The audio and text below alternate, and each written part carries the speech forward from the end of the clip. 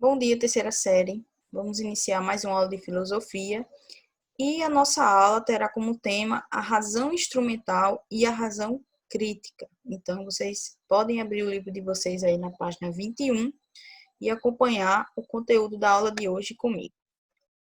Inicialmente, vocês precisam entender dois conceitos antes da gente iniciar de fato o conteúdo. Então, primeiro é a Escola de Frankfurt, o que foi essa escola filosófica. Ela foi fundada em 1924. A Escola de Frankfurt é o nome dado ao grupo de pensadores do Instituto de Pesquisas Sociais de Frankfurt. Então, é um instituto, esse instituto, na verdade, ele era associado à Universidade de Frankfurt, na Alemanha. Então, essa escola ela foi um movimento filosófico, social e político. Nele, pode-se ver uma das mais famosas tradições do marxismo. Uma das principais finalidades desse instituto foi estudar a dinâmica das mudanças sociais. Então, a Escola de Frankfurt, ela criou o pensamento filosófico conhecido como a teoria crítica, que é um segundo conceito que vocês precisam entender antes da gente iniciar a aula. Essa teoria crítica, ela visa criticar e mudar a sociedade como um todo, em contraste com a teoria tradicional que visava somente entender e explicar a sociedade. Então, a teoria crítica ela é emancipatória, ela busca criar uma sociedade que seja racional e livre, então, que atenda também essas necessidades de todos os indivíduos. É nesse sentido que a teoria crítica, ela é crítica, né? Como o próprio nome já sugere isso. Então, ela objetiva dessa forma revelar uma sociedade contemporânea, capitalista, que manipula e domina a economia e a cultura. Essa é a principal crítica dessa teoria que vocês estão vendo. Então, a teoria crítica ela procura entender as diversidades, as diversas formas por meio das quais vários grupos sociais são oprimidos. Então, tenta chegar aí a essas consequências de que forma e que meio esses grupos estão sendo, de alguma forma, oprimidos. Então, ela busca chegar a esses caminhos. Ela examina as condições sociais de cada indivíduo, da sociedade em geral, a fim de revelar essas estruturas ocultas que auxiliam nessa opressão. A teoria crítica ela ensina que o conhecimento ele é poder. Isso significa que entender as formas de opressão permite que providências sejam tomadas para mudá-las. O objetivo é promover mudanças positivas nas condições que afetam nossa vida. Ou seja, com a teoria crítica, esses pensadores eles buscam fazer com que o indivíduo identifique essas formas de opressão, essas formas de manipulação, de manipulação mesmo, que eles sofrem, e dessa forma, com o conhecimento adequado, já que eles relacionam esse conhecimento ao poder, a gente conseguiria dessa forma identificar e combater essas formas de opressão em que nós estamos expostos como sociedade. Então, a base dessa teoria crítica é fazer com que cada indivíduo entenda isso, entenda identifique esse poder que manipula essas pessoas. Então, para que vocês entendam o contexto em que essa teoria crítica ela foi construída, foi durante a primeira geração da escola de Frankfurt, porque essa escola ela vai possuir aí 2 gerações. Então, já desde o século XX, existem essas novas concepções de razão e também de consciência, e merece destaque entre elas os conceitos dessa razão instrumental e também essa razão crítica que vocês vão entender. Essa distinção ela é fruto de um trabalho de representantes da Escola de Frankfurt, da primeira geração, que foi um movimento que reuniu representantes da filosofia e também de diferentes ciências humanas, ou seja, não era só filósofos que faziam parte dessa escola. Existiam aí outras áreas das ciências humanas também, cada um com o seu entendimento. Então, tendo origem na Alemanha, com fundação, como eu falei para vocês, de um Instituto de Pesquisa Social na cidade de Frankfurt, em 1929. Tomando como ponto de partida, eles tinham os estudos marxistas, mas eles vão mais além, e esses intelectuais, eles pretendiam, dessa forma, avaliar as causas do autoritarismo e também das suas relações com as formas de compreender e de utilizar a razão desde a modernidade. Então, eles buscavam fazer com que as pessoas, principalmente através da teoria crítica, entender de que forma esse autoritarismo ele exercia esse poder sobre as pessoas. Para que vocês entendam melhor, o contexto histórico, vamos dizer assim, que tudo isso foi se desenvolvendo, é um contexto de pós-guerras, ou durante a Segunda Guerra, que vai se tornar forte após, quando passa essa Segunda Guerra Mundial. Mas a grande maioria desses filósofos, desses estudiosos, que faziam parte da escola de Frankfurt, principalmente nessa primeira geração, eles foram perseguidos pelo nazismo, pelo antissemitismo, por serem descendentes de judeus. Então, não era só o cenário político, não era só o cenário econômico que estava totalmente abalado com a Primeira Guerra e também com essa Segunda Guerra Mundial. O cenário moral, vamos dizer assim, e também científico, ele estava abalado e ele precisava, esses filósofos, esses estudiosos buscavam entender que rumo esse pensamento científico ele tomou. Então, por isso que eles vão buscar entender um pouco dessa razão, dessa construção do conhecimento que havia durante esse período. Então, como eu falei para vocês, eles formavam duas gerações. Com a primeira vieram o Theodor Adorno, o Max Horkheim, Herbert Marcuse e Walter Benjamin. Na primeira, que são esses representantes, e na segunda é o Habermas e o Karl Otto, na segunda. Então, porém, muitos desses pensadores, eles foram obrigados a exilar-se, como eu falei para vocês, durante a Segunda Guerra Mundial, pois eram de origem judaica e sofriam as pressões do antissemitismo na Alemanha com a Segunda Guerra. Sendo assim, essa produção intelectual que partia dessa escola de Frankfurt, ela teve que mudar-se, vamos dizer assim, juntamente com esses representantes dessa escola, primeiro em Genebra, em Paris, e finalmente em Nova York, que foi o destino de grande parte desses pensadores dessa primeira geração da escola.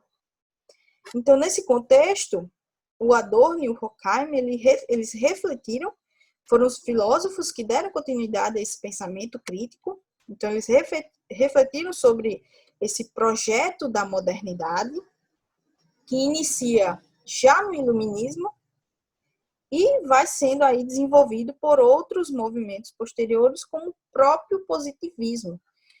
Vocês já estudaram o positivismo e vocês viram que eles defendiam um progresso linear do conhecimento, da razão, do próprio ser humano, do próprio desenvolvimento humano. Então, apesar no início, esse desenvolvimento, ele dá indícios de que ia mesmo continuar, com a Primeira e a Segunda Guerra, isso cai totalmente por terra. Continuando aqui, então, esses movimentos posteriores, como eu falei para vocês, de privilegiar essa racionalidade a fim de emancipar o ser humano, libertando de crenças não verdadeiras e da submissão à natureza. Eles denunciaram, no caso os filósofos Adorno e Horkheim, de acordo com essa concepção de razão, que conhecer ela é dominar. Você deter o conhecimento é também deter o poder.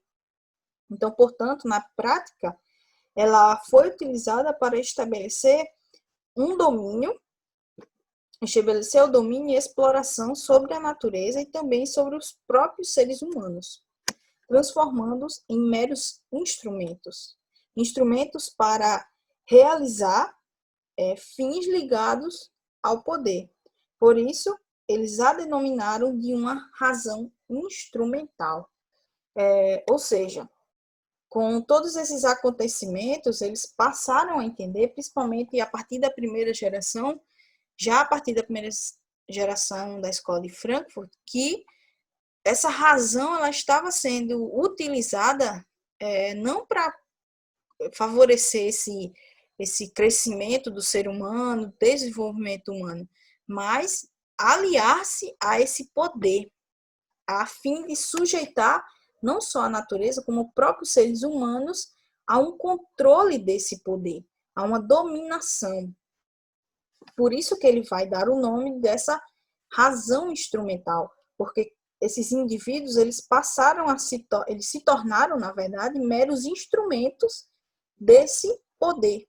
Então, como eu coloquei um resuminho aí para vocês, a razão instrumental seria, portanto, esses elementos do poder para fins de dominação e exploração dos indivíduos, transformando em instrumentos de manipulação e de opiniões e também de comportamento dos seres humanos. Para que a gente entenda melhor sobre esse conceito, essa razão instrumental, ela submete, segundo a visão desses filósofos, do Adorno e do Horkheim, ela submete as pessoas aos interesses do capitalismo. Então, para isso, conta com uma ação da indústria cultural. Lembrando aqui que eles vão substituir esse termo, culturas de massa, eles vão modificar aí e vão adotar esse conceito de indústria da cultura, que, segundo eles, seria um conjunto não só de instituições, como de procedimentos que transformam a cultura em produtos que aí vão ser reproduzidos em larga escala a fim de chegar num maior número de indivíduos possíveis. E, com certeza, com o mero intuito de gerar lucros para o capitalismo. Então, segundo esses filósofos, foi isso que essa indústria cultural se tornou, uma mera reprodução de lucros. Então, assim, essa indústria cultural, ela promove o consumismo e favorece o controle social, contribuindo para uma visão instrumental desse ser humano, do ser humano, que passa a ser tratado como mero instrumento de trabalho e de consumo. Então, é como se os seres humanos eles fossem levados, incentivados e até mesmo manipulados a apenas seguir essa indústria cultural, levando aí o maior número possível com ela e fazer com que os seres humanos eles passassem a apenas consumir e trabalhar para o próprio capitalismo. Então, dessa forma, induz os indivíduos a adotarem comportamentos, preferências, hábitos e valores padronizados pela ideologia dominante, ou seja, seguir aquilo que esse poder iria exercer a essas pessoas, iria fazer com que eles seguissem. E também estabelecer crenças como de que a felicidade individual ela depende da aquisição de determinados bens de consumo, ou seja, um mero consumismo. É aquilo que o capitalismo ele busca a todo momento, fazer com que a gente volte nossas atenções totalmente para produtos que aparecem até nós como necessidades, como algo que a gente precisa, e a gente sabe que não é nada disso. Então, esses filósofos, o Adorno e o Horkheimer, eles destacaram ainda que nessa indústria cultural, até mesmo a arte, ela se juntou aí a esse movimento. A arte que para eles eram considerado aí tradicionalmente o âmbito da autonomia e da criatividade, ela é transferida também para essa esfera de consumo, com por meio dessa instrumentalização capitalista da cultura, que atrofiaram-se a atividade intelectual, a imaginação, que atrofiam-se, na verdade, essa atividade intelectual, a imaginação e a própria espontaneidade do espectador consumidor, fazendo desaparecer o senso crítico como respeito ao ser humano, pois a padronização resulta em uma exclusão dos diferentes. Esse é o intuito dessa razão instrumental, é fazer com que as pessoas elas não desenvolvam o senso crítico, para que elas não questionem aquilo que chega até elas. Então, esse é o principal intuito, o que vai totalmente contra a razão crítica que os filósofos, o filósofo coloca para a gente, que como o próprio nome já diz, né, é um elemento crítico que nos permite refletir e avaliar criticamente o mundo e as nossas relações sociais. Então, com todo esse advento das guerras, as consequências que apareceram após, toda essa crise nessa razão fez com que cada vez mais essa razão crítica ela fosse ofuscada por essa razão instrumental. Essa razão, se a gente fosse colocar o nome aqui, uma razão de massa, uma razão que as pessoas possuem sem ter um senso crítico, sem questionar, apenas sendo levadas por esse sistema capitalista que obrigam a consumir, a trabalhar desenfreadamente para enriquecer ainda mais o próprio capitalismo. Então, espero que vocês tenham entendido. A nossa aula vai terminar por aqui. Lembrando que a atividade eu vou deixar também no chat. Espero que vocês façam, né? E por hoje é só. Tenham um bom dia e até mais.